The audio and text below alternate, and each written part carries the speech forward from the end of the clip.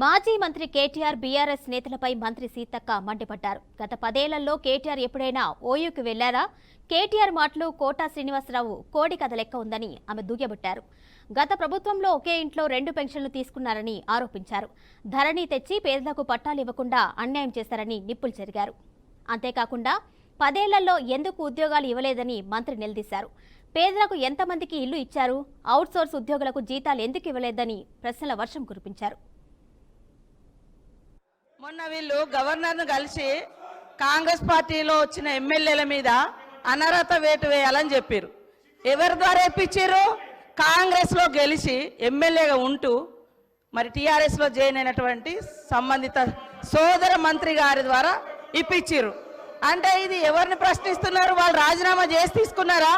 అదేవిధంగా మా సీఎం గారికి ఒకరిద్దరు మహిళలు తెల్లారితే మీతోటి వస్తా తమ్ముడు అని చెప్పి ఏం చేసిరో వారు అనుభవించిర్రు. ఆ బాధ ఢిల్లీ దాకా నేను వస్తున్నా అని చెప్పి ఏం మోసం చేసిర్రో రాహుల్ గాంధీ గారి దగ్గర టైం తీసుకున్నాక ఆ బాధ అనుభవించిండు. కాబట్టి కేటీఆర్ గారికి సూచన చేయడం జరిగింది. కాబట్టి ఎవరి పేరు పెట్టలేదు. మీరు మొన్న గవర్నర్ దగ్గర పోయేటప్పుడు మీరు మెమోరాండం ఇచ్చేటప్పుడు మా పార్టీలో వచ్చినటువంటి వాళ్ళ మీద అనర్హత వేటు వేయండి అని ఇచ్చినప్పుడు ఎవరిచ్చారు? సవితమ్మతో ఇప్పించారు.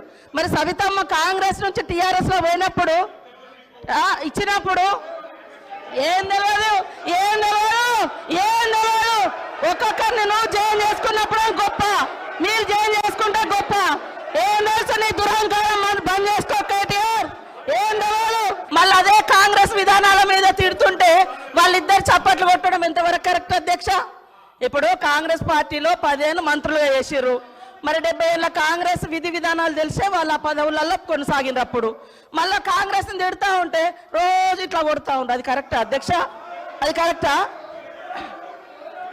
నేను అందుకనే మేమెప్పుడు కూడా ఒకటి కట్టుబడి ఉన్నాం అధ్యక్ష. మంచికి బాధ్యత మాదే, చెడుకు బాధ్యత మాదే అట్లున్నప్పుడు. కానీ